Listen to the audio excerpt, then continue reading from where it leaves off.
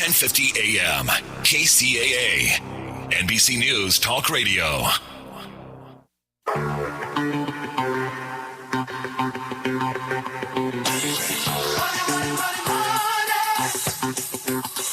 back to Money Talk. I'm Jesse Torres. And I'm Aaron Michael Sanchez. All right, Aaron. So, it seems like, LinkedIn is really becoming, the platform, the tool for business. And I remember when it was exactly what she said it wasn't, which was a resume up on, and that's how I've always formatted it. And I've thought, I've had so many, producing, you're not in one place. So I like that she said that, because I can now not just have to make it like, I was with this one company. I have, I'm a consultant of different projects. So I learned a lot from her, and I see what she's saying. I'm going to actually hide my contacts on LinkedIn, because I've been going back and forth with that about Facebook. Yeah. And every now and then you connect with somebody, and then you find out all of a sudden you have 400 people, mutual friends with them, and you're like, I don't think so. Right. You're like, how did you connect with my cousin over in Texas? Exactly. And something's awry. So yeah, that bothers me when people do that. Well, and so so this kind of speaks. We talk social, and we talk social a lot here.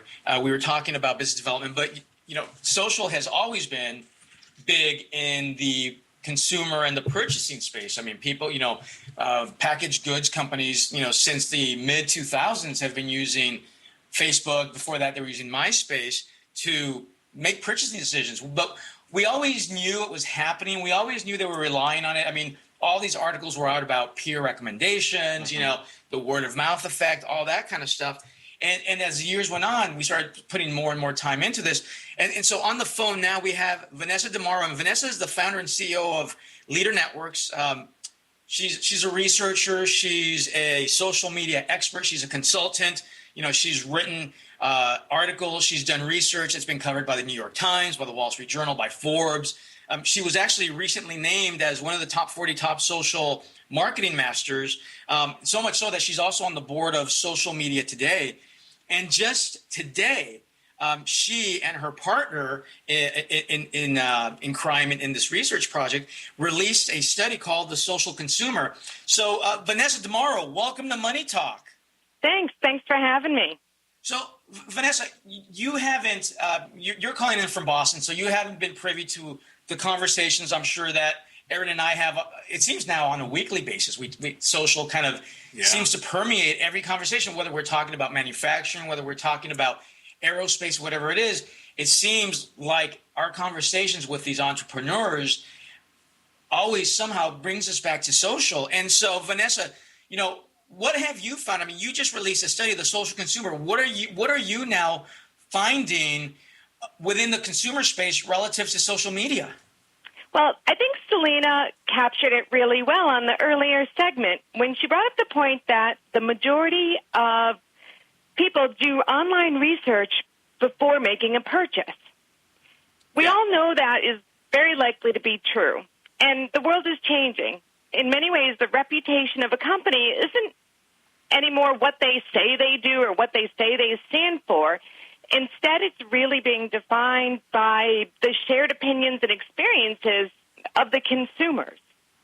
And it's funny because we can't, at this point, we can't help in a sense but to be influenced by social media because we're on it so much. If you look at the statistics on Facebook users, how active they are, if you look at the statistics on Twitter, it seems like it's really become an integral part of our lives. And so whether or not, and it seems to me, and I don't know if you looked at this, but whether or not we intend to use social as sort of a precursor to a purchase, it's happening anyway because we're on social. Absolutely. And that idea intrigued my research partner, Don Balmer, and I very much so. So a couple of months ago, under the Society for New Communications Research, we're both researchers with that group, we decided to do a study to really understand what factors really shape trust and loyalty of the digitally connected consumer. So we asked some burning questions, like what do consumers care about? What do they respond to when it comes to brand engagement? And what really motivates them to move from likes to wants to needs to gotta have it? So that was the foundation of our study, and we had 927 respondents, mainly from the Wow. U.S. We came out with some really outstanding, surprising findings through it all. So what did you find after? Well, first of all, 927. That's a pretty big sample size. Yeah, we're pretty proud of it. And Was it international or domestic? 10% were international, 90% were U.S. based. We opened the study to everyone, but the concentration, for better or for worse, was U.S. Okay. And so what did you find out after going through all this data? Well, there were 4 big aha moments that came out of it. The first one, I think probably the most surprising, was we really sort of went into this with the assumption or the question that millennials were going to be the most active users of social media in support of a brand and their purchase experiences. You know, they're on these different sources, they're using them, they're on the channels, and they're pretty agile users. Well, and you know, and they're the most, you know, when you talk about technology savvy, I mean, they were born with an iPad in the crib. That's absolutely right. So we kind of expected that as the outcome, but we found very, very clearly that it's about gender. Women were 2 times more likely to turn to social channels to inform their decisions about purchases than men. And this spanned all age groups. It's women who are using the tools, using social channels to make their purchase decisions, to research, and to share their positive and negative experiences in influencing others. Okay, that one kind of catches me off guard and at the same time does not, because I've seen Instagram, Pinterest, that the predominant ones, like, it's hard for me to find gentlemen's wear on Instagram. But if I want to see makeup, you know, a slew of women's choices, I see it on Instagram. Right. So well, we had Queen P, right, here, and she had 500,000 followers or something like that. And then Pinterest at the same time. Pinterest helped grow primarily because of women. So are we seeing what type of purchases they're doing, or are there you know, dollar amounts attributed to this? Well, where we really focused is where do they do their research and how do they get their information and what do they do with the information that they receive.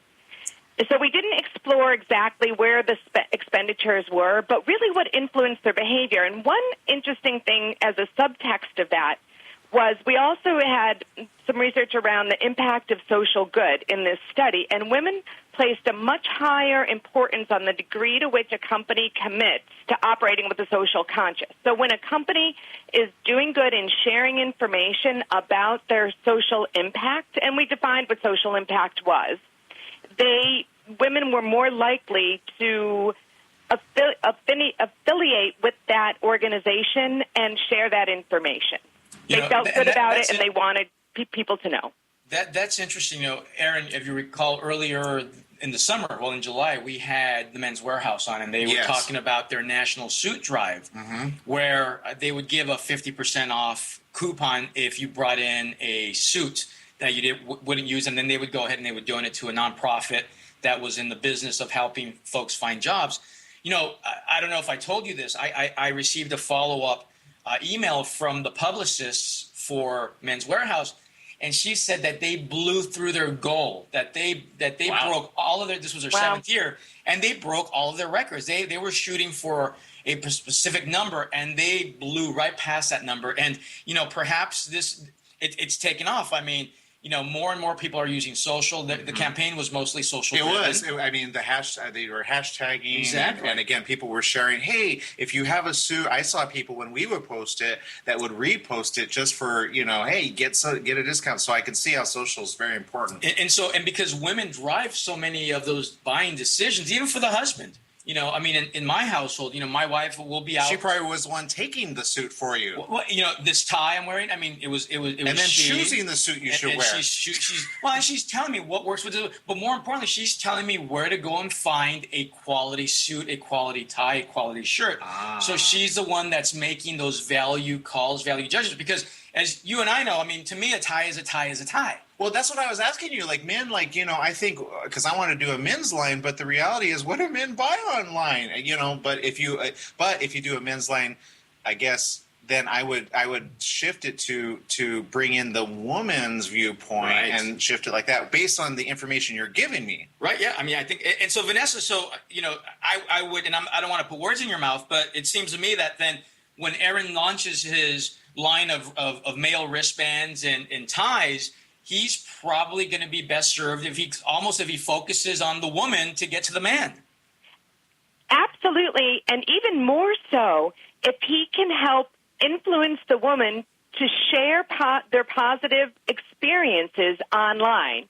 See, the other neat thing we found was that while only a very small percentage, about 24% of people regularly share their consumer experiences online, they really have a significant influence on the majority of consumers.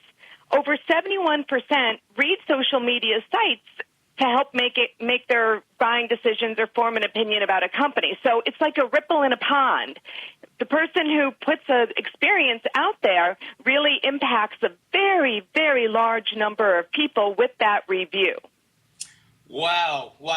So basically what you're saying is, one person really has almost an oversized effect or oversized influence on a bunch of people. Now, do you recommend and they know any particular? That was also a big finding. They understand the power they have when they share. Of course they do. So they share more when they get the feedback, right? Yep. Now, were there any particular sites that you found were particularly influential? Well, we asked people to talk a little bit about what firms and what companies they were loyal to and why, because this was another part. We learned that once a consumer earns loyalty from a company, they believe a company is good for them, then they're less likely to scrutinize that company because they trust them. So we asked the respondents to share examples of companies that they believe were doing social good and having an impact and to explain it. And we got a whole variety of different responses of why they were loyal to the organization. But the biggest reason was that the customer experience was so overwhelmingly positive for them. That was a major motivator to loyalty, more so than price and more so than quality. If they had a positive customer experience, then they were more likely to be loyal in the long term. So, I mean, so essentially, if and we know this, I mean, I think we know customer service is incredibly important, especially now with social media. Well, and I'd like to, because I was thinking about this early on in the week, when it comes to the flip side of that, if you have a bad customer service, now more than ever, that experience is going to be shared. Just as we talked about how, it brings people to that company, it can shut down places with constant negative, bad reviews. So I understand why it's important for even companies to be aware of what's being said about them and to respond appropriately, because it used to be you tell one person, they get it. You tell 8 people they don't, they now don't want the product or service. But now that one blog that you post or that one post that you post and you have 5,000 people looking at it, it's just amplified. And you're right. And I'm going to give you an example, personal example. There's this restaurant in town that I've been dying to go to because all my friends have gone to it. They seem to have a great time. But my wife went on to, I think it was Yelp, and read a couple negative comments from the time frame in which it was open. And we all know when new restaurants open, they have troubles getting up and going. And it takes them a while to work out the kinks. Well, we still haven't eaten there, years later because of those negative experiences early on. And so, so when you speak to the importance of bad reviews, the bad Yelp comments and things of that nature. And she's the one that looked it up on Yelp. And she's the one that looked it up, and she's the one that decides where we eat. She's the one that decides where the family has dinner. So, so Vanessa's right. I mean, the woman in this case is the one on there looking it up, making the decisions, and also, and we've heard this as well, the woman is also the CFO of the household. Mm-hmm. And so if she's not approving the expenditure, it's not going to happen. That's right. And Jesse, you raised a really important point, which is the importance of companies, small business and, all businesses to really be responsive and to listen and participate in the discussions about them, because unfortunately people are more likely to share a negative experience online than they are a positive. I mean, there's a great joke that says only social media experts have bad flights. And yeah, isn't that great? So your study found a couple things. One, millennials are not the user that we think they are. It's actually women, and now any particular age woman that is dominating.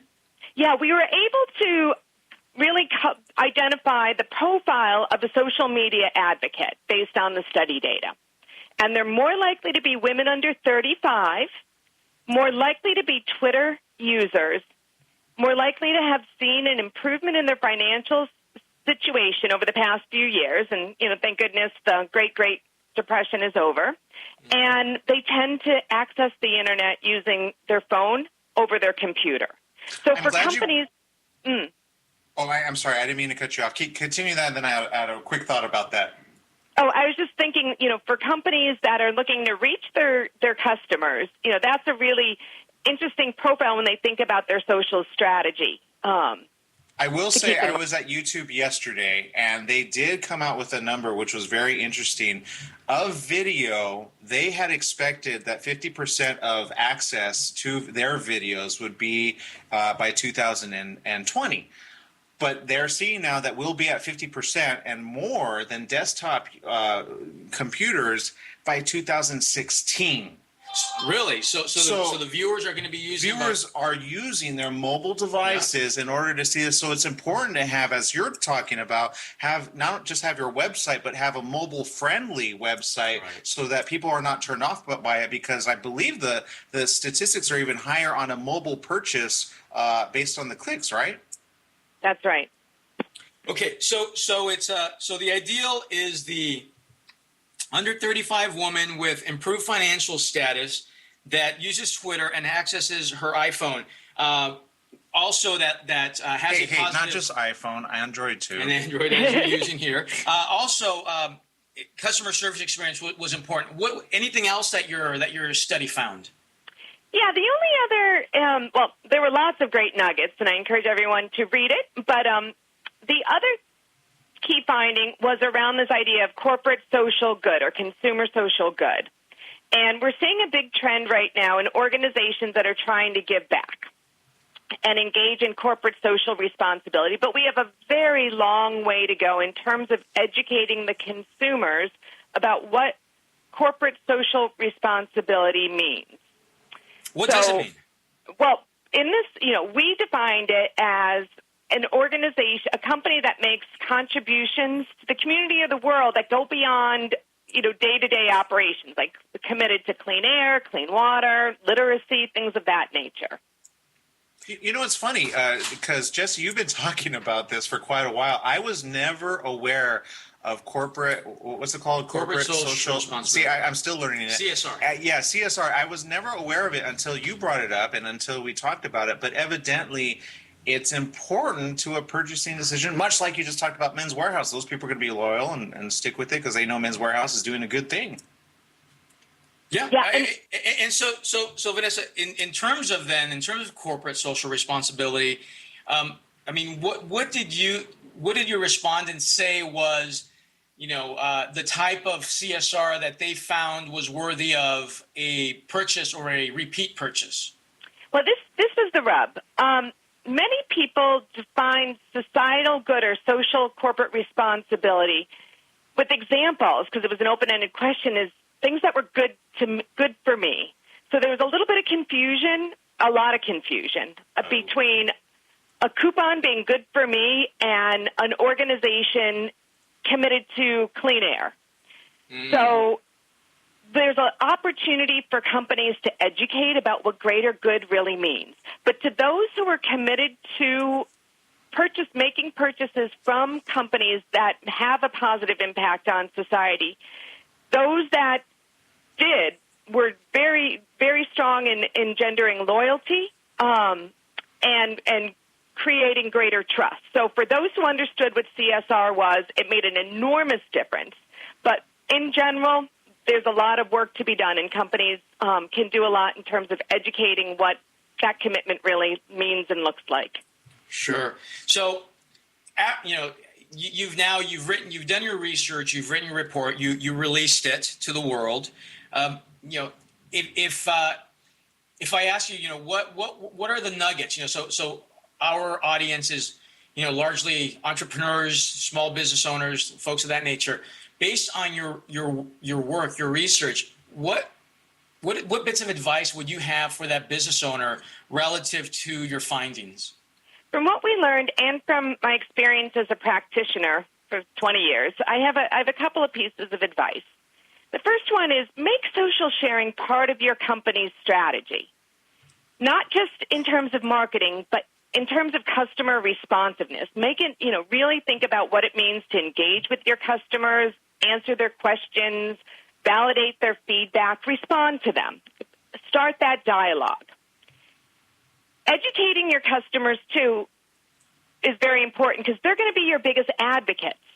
The customers that had loyalty were very likely to go out and make corrections and defend the companies that they believe in. So give them that information. The world is changing. It's about a dialogue with your customers. The more you empower them to defend, to amplify, and to, cheer you on, the more power you have by the mere factor of numbers. And you touched on a great point, which we've spoken of here before, which is that advocate, that evangelist for your business, kind of endearing them to the point where they actually go out and act as your unpaid, advertising or marketers. I mean, they go out there and they post information. They, like you said, they defend you, and so that's something that's got tremendous value because of you use the term amplification, and I'm assuming that means because of its ability to scale. Yeah. You can get all these people out there. If they like you, they really like you. It's sort of like that. Was it Sally Field when she won the award? They like me. They really like me. I suppose that's sort of what you're trying to get towards when you're a business owner using social media. Right. Make raving fans. If you empower them, you share with them, you respond to them, and you listen to them, you can have raving fans. And I'm glad you brought that up. Just recently I saw on Facebook a friend actually posted their experience on an airplane, and they had tweeted it, and then the airplane company actually had their person on it, and they responded very promptly and very quickly to that person and then fixed it. And the person said, well, I was so glad that they fixed it. So if you have a problem and you're a consumer, do tweet, and it's funny how quick your information will come back. I do have one quick question, and maybe this is the nugget I have to go look at to see. But you said their majority are Twitter users, which that to me is new news because Twitter is only so many characters. People thought, well, maybe it was Facebook, maybe it was some other social platform. But was there a close second? Well, there were a variety of different platforms, but the reason why Twitter was the most popular is because that's where the brand reactions tends to take place and the sheer size of Twitter. So, blogs, review sites, they all had a positive impact, but the idea of writing, a trip report takes a lot more effort than, the 127 characters. Just the other day, I had a data crash. It was like on the verge of being tragic, and I have a backup system, SugarSync, and I was able to go into get my data back, and I was so overjoyed that I wrote a quick tweet. Thanks, SugarSync. You guys rock. You saved me today. I didn't take the time to write a blog, and there was no site to review them on, but that was a quick and easy way to react. And I think we see unfederated joy and disappointment in those 127 characters. Yeah. And I think then, Aaron, you're right. If you do experience an issue, tweet about it or tell about it. But I think then more importantly for the small business owners or for the entrepreneurs is you better be listening when they're complaining or that is going to have a negative snowball effect. So if you're not that airline that responded immediately, I'll give you an example, and we're running out of time, but just a quick example. If you remember, I was down in Laguna Niguel a couple of weeks ago speaking at the Western States Leadership Conference, and I was at the Ritz-Carlton, and I tweeted how I was there, and within 60 seconds, someone replied saying, "Hey, Jesse, welcome to the Ritz. We hope you have a great time. Let us know if there's anything we can do for you." And I felt so special, so great that I went on, not only tweeted back, but I talked about it on the radio. And so and here I am again talking about it on the radio. And you Facebooked it to Exactly. all of your friends that you don't release to other people. So Vanessa, folks out there who are interested in reading your research study and getting in touch with you, how do they do that? Well, I can be found at leadernetworks.com. We have the study for download on my blog, and also a lot of case studies and best practices. I'm on Twitter, LinkedIn, and pretty much every other social site as well. But leadernetworks.com, and on the blog, they can download that study. Fantastic. And tweet about it. Great. Well, Vanessa DiMauro, CEO of Leader Networks, thank you for joining us on Money Talk this afternoon. Thanks for having me. Have a great follow day. me at Aaron M. Sanchez and Jesse at JS Torres. And join us again next Wednesday, 4 p.m. for another edition of Money Talk. Thank you and have a great week. Listen to me, y'all. Do things, bad things with it. Dollar bills, y'all. Come on,